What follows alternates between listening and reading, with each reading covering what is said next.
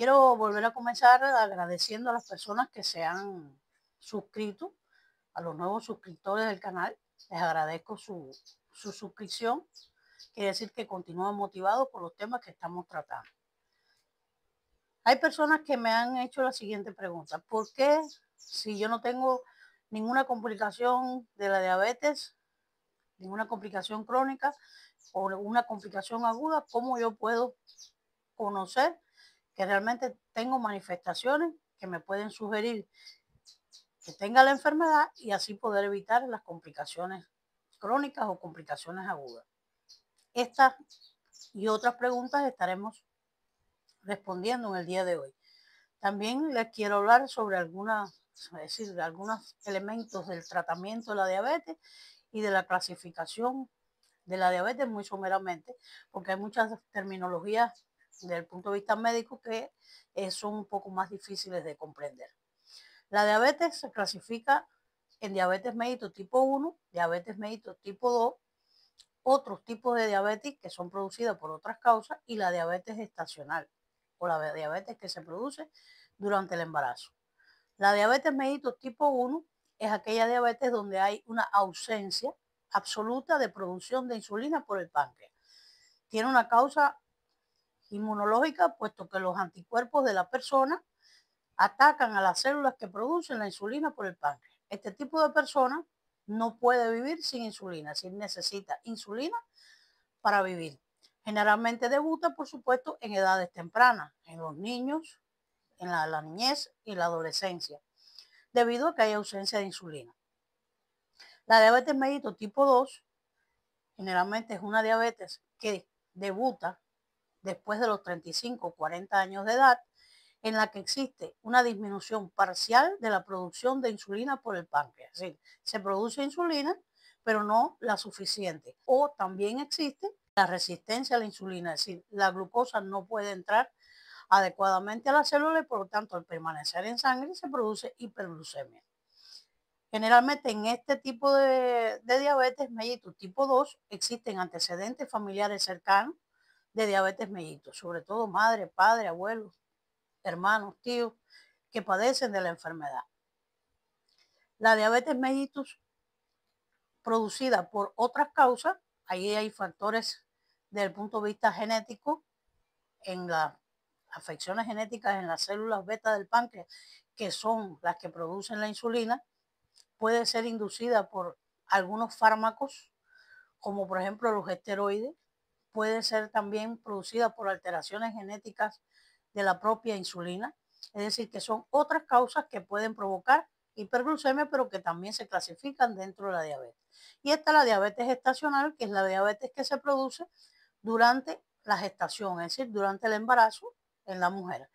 Este tipo de diabetes puede producirse solo durante la gestación y después la persona no continuar siendo diabética, o en otras ocasiones la persona puede desarrollar diabetes mellitus en dependencia de factores como antecedentes familiares, obesidad y otros factores que ya hemos visto en programas anteriores que pueden constituir factores de riesgo para desarrollar la diabetes mellitus.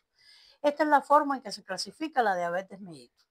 Ahora bien, ¿cuáles son esos síntomas sutiles que tanto han preguntado y que pueden hablar de la posibilidad de desarrollo de diabetes mellitus y que usted debe evitar para evitar, por supuesto, es decir, debe conocer para evitar después las futuras complicaciones? Hay algo muy común que se describe en la literatura, que son las clásicas 5P, las 5P del diabético, que no necesariamente tienen que presentarse todos estos síntomas juntos. A veces se presentan estos síntomas por separado y esto hace sospechar que usted puede padecer la diabetes. En primer lugar, hay un aumento de la frecuencia de la micción. Eso se llama poliuria. Es una de las primeras, es la primera P o una de las primeras, porque el orden de los factores no altera el producto. Hay poliuria, es decir, aumento de la micción. Usted orina mucho. Hay aumento de la sed. Eso se llama polidipsia, usted tiene sed casi constante, no se sacía. Esa es la segunda P. Hay un aumento del apetito, si experimenta hambre casi todo el tiempo. Eso se llama polifagia, es la tercera P. Está la pérdida de peso, que es la cuarta P. El paciente generalmente, aunque es sobrepeso u obeso, nota que ha perdido de peso. Y hay una quinta P, que es la que puede ser menos frecuente, que es el prurito o picazón. Es decir, la persona generalmente tiene picazón, sobre todo si es mujer, en la zona de los genitales, o puede haber prurito o picazón en cualquier parte del cuerpo. Esas son las llamadas 5P del diabético, que como les decía, pueden o no presentarse todas juntas. Puede ser poliuria solamente, es decir, aumento de la frecuencia de orina solamente, o solamente el aumento de la ingesta de alimentos. No tienen que estar todas juntas, puede haber dos de ellas o todas ellas. Pero también hay otras señales que pueden ser sospechosas de diabetes, sobre todo si usted tiene antecedentes familiares de diabetes, si tiene aumento de peso, si tiene hipertensión arterial, si además de eso tiene elevado los triglicéridos del colesterol. Por ejemplo, ahí está la mala cicatrización de las heridas. Si usted se hace una herida y usted dice, ¿qué trabajo cuesta que esta herida me cicatrice, me sane? Las infecciones a repetición, ya sean infecciones del tracto urinario, infecciones de la piel, que son muy frecuentes. Las infecciones vaginales en la mujer también son muy frecuentes en los pacientes diabéticos que aún no saben que son diabéticos. También en otras ocasiones la persona nota que ha disminuido considerablemente la agudeza visual, es decir, que ha perdido visión muy rápido en poco tiempo. Esos son señales que pueden incrementar la sospecha de que usted pueda estar padeciendo un diabetes mellitus. Y por supuesto, conociendo esto, debe acudir a su médico para que le realice el diagnóstico, el examen físico del que ya hablamos en otro programa y poder conocer si realmente usted está sufriendo o no de esta enfermedad. Ahora, yo le voy a hablar también someramente sobre cuáles son los criterios diagnósticos de la diabetes, que es un tanto complicado porque realmente esta interpretación debe ser hecha por el médico. Por lo tanto, solo le voy a dar unos datos para que usted tenga una idea de cuáles son esos criterios diagnósticos. Hay 4 criterios diagnósticos fundamentales para el diagnóstico de la diabetes. Que usted tenga una glucemia en ayunas mayor o igual a 7 milimol por litro, o lo que es lo mismo 126 miligramos por decilitro. En cualquiera de las dos unidades de medida, estas son las cifras. Esta glucemia en ayunas debe ser con 8 horas de ayunas como mínimo para usted considerar que está realizándose el examen en ayunas. El segundo criterio o otro criterio es la hemoglobina glucosilada, de la cual hablamos en el programa anterior. Una hemoglobina glucosilada mayor o igual a 6,5% también es indicador de que usted está padeciendo diabetes mellitus. Una glucemia realizada al azar. Al azar quiere decir en cualquier momento del día, haya comido o no haya comido, acompañada de síntomas y signos de hiperglucemia, es decir, de estos síntomas que yo les dije anteriormente o alguna de las complicaciones, por encima o igual a 11.1 milimol por litro o 200 miligramos por decilitro, también se considera criterio de diabetes. Es decir, no es que tenga que tener estos 3 criterios. Con uno de ellos ya usted puede ser considerada diabético. Y existe un cuarto criterio, que es la llamada prueba de tolerancia a la glucosa, que es una glucemia postprandial que se realiza 2 horas después de la ingestión de 75 gramos de glucosa. Eso se lo dan en el laboratorio o en el lugar donde se lo administran en el laboratorio donde le van a realizar ese examen, que sea mayor o igual a 11.1 milimol por litro o a 200 miligramos por decilitro. La prueba de tolerancia a la glucosa no es sola, si usted la realiza sola, de manera independiente al resto de los exámenes, ella sola de por sí no da diagnóstico de diabetes. ¿Por qué? Usted le realiza la prueba de tolerancia a la glucosa a aquel paciente que ha tenido glucemia en ayuna dudosa o ha tenido hemoglobina glucosilada dudosa o ha tenido una prueba o un examen de glucemia al azar que ha caído en el término de dudoso. Entonces usted realiza la prueba de tolerancia a la glucosa. Porque valores intermedios que los da el laboratorio de referencia que está en la cifra o donde están las cifras de glucemia, valores intermedios que no estén ni por encima de lo normal, pero no están en cifras normales, esos valores intermedios a lo que se llama intolerancia a la glucosa y es a lo que las personas llaman prediabetes o diabetes limítrofe. Es decir, que usted en ese momento puede ser considerado que no es diabético, pero tiene todas las posibilidades de poder serlo en el futuro, sobre todo si tiene antecedentes familiares de diabéticos, de diabéticos en la familia, si está sobrepeso u obeso, si es hipertenso, si tiene aumento de los triglicéridos, colesterol, etcétera, etcétera. Entonces, esos someramente son los 4 criterios fundamentales, que ya les dije, no tienen que cumplirse los 4. ¿Qué pasa? Que, por ejemplo, usted se hace una glucemia en ayunas, que dijimos que tiene que ser igual o mayor a 7 o a 126 miligramos por decilitro, y la glucemia le dio el resultado de 7.5, está bien cerquita de la cifra considerada como normal, entre comillas. Bueno, pues lo ideal sería que usted se repitiera nuevamente ese examen y si vuelve a dar la misma cifra o mayor, usted es considerado diabetes. Generalmente se hace en 2 ocasiones estos exámenes, estos que son de criterio único, se hacen 2 veces para poder confirmar que usted es diabético, porque una vez que usted le dicen que es diabético, es muy difícil decirle que no es diabético.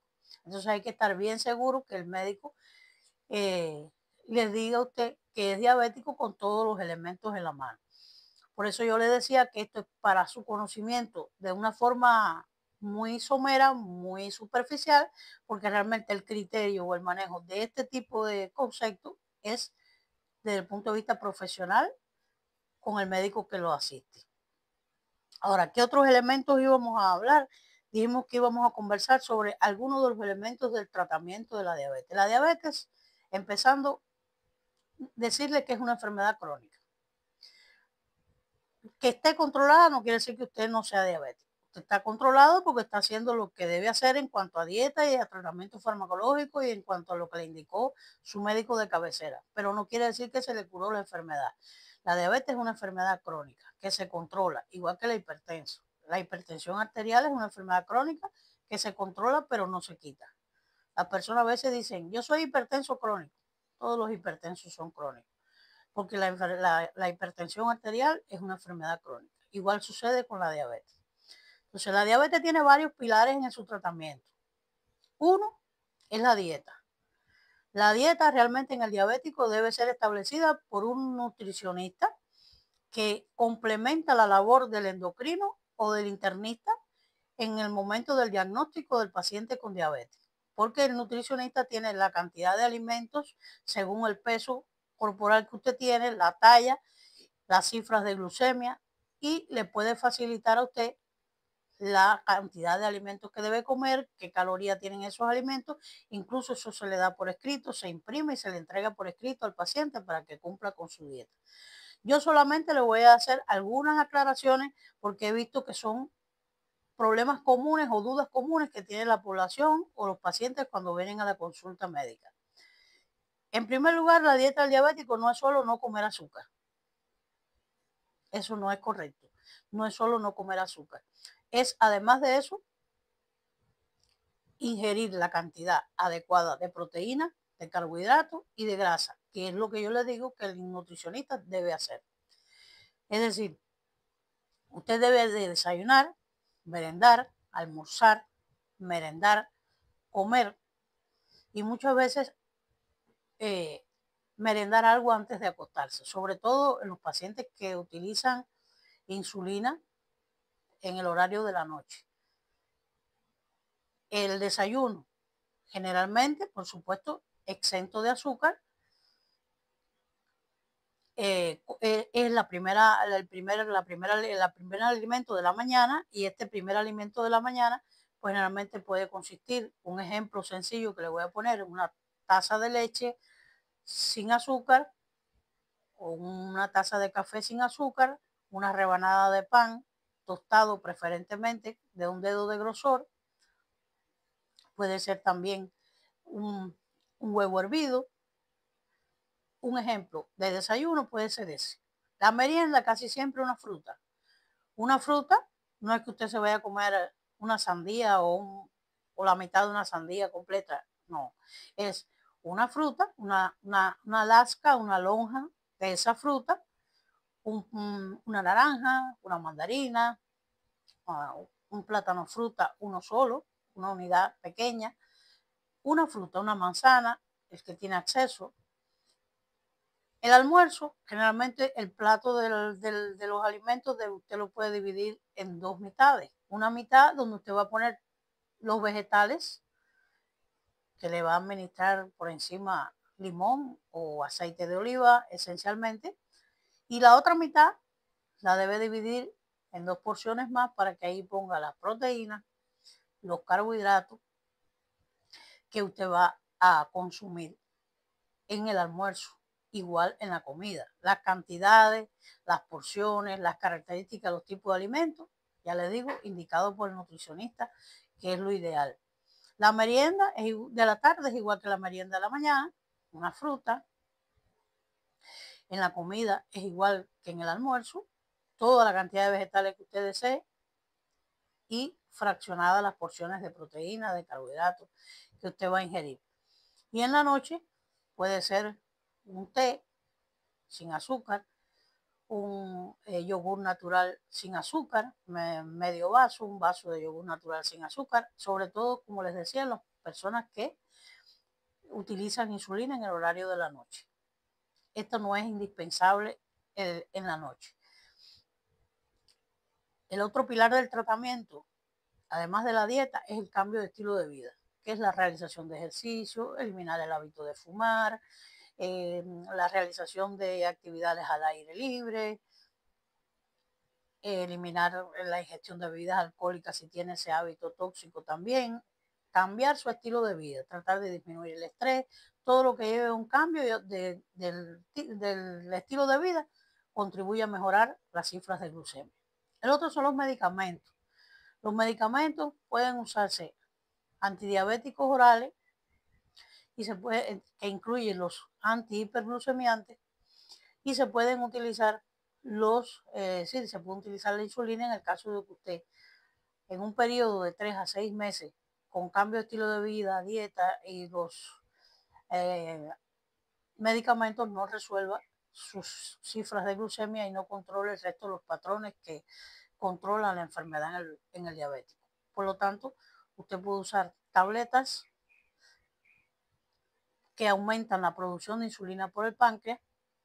Sobre todo las que más se utilizan son las sulfonilureas, que ahí está la glibenclamida o dionil, la glicacida, la glimepirida. Todos esos medicamentos aumentan la producción de insulina por el páncreas, siempre que su páncreas produzca insulina, porque como hablamos en el programa anterior, a veces el páncreas ya no produce insulina, entonces usted no tiene objetivo que utilice estos medicamentos que le producen efectos adversos y no va a aumentar la producción de insulina por el páncreas, porque ya su páncreas no produce insulina. En ese caso, usted tiene que utilizar insulina para controlar los niveles de glucemia en sangre. ¿Sí? ¿Qué me falta? Insulina. ¿Qué te tengo que dar? Insulina. Entonces, hay otros medicamentos que son las llamadas biguanidas, que ahí está la metformina como una de las más utilizadas en nuestro medio, que tiene un metabolismo hepático y por lo tanto hay que ver cómo está la función del hígado para poder utilizar la metformina. La metformina se puede combinar con algún otro antidiabético oral. Hay medicamentos que disminuyen la absorción de los carbohidratos en el intestino, que ahí están las incretinas, por ejemplo, que producen unas hormonas que retardan o disminuyen la absorción de las grasas y los carbohidratos en el intestino, que son utilizadas con frecuencia en la actualidad. Y si el paciente Quedan otro grupo de medicamentos, pero son un poco más complicados de comprender. Si los pacientes, a criterio del médico, no controlan su enfermedad con los medicamentos y cambio de estilo de vida, tiene que utilizar insulina porque quiere decir que su páncreas no está funcionando bien. Y la insulina sí hay que calcularla según el peso corporal, según las dosis que se le vaya a administrar y otros elementos que hay que tener en cuenta para el uso de insulina. Hasta aquí lo que queríamos conversar en el programa de hoy. Este es el final de sería el cuarto programa sobre la diabetes, que es una enfermedad de la que se puede estar hablando muchísimo tiempo, pero que tenemos que centrarnos en los elementos fundamentales. Como siempre les pido, si les gustó el programa, le dan un like, se suscriben al canal porque a partir de la semana próxima empezaremos con otra enfermedad, posiblemente la hipertensión arterial. Le pueden dejar sus comentarios, si les gustó, si no les gustó, alguna pregunta o interrogante. Y les doy las gracias como siempre por la atención prestada.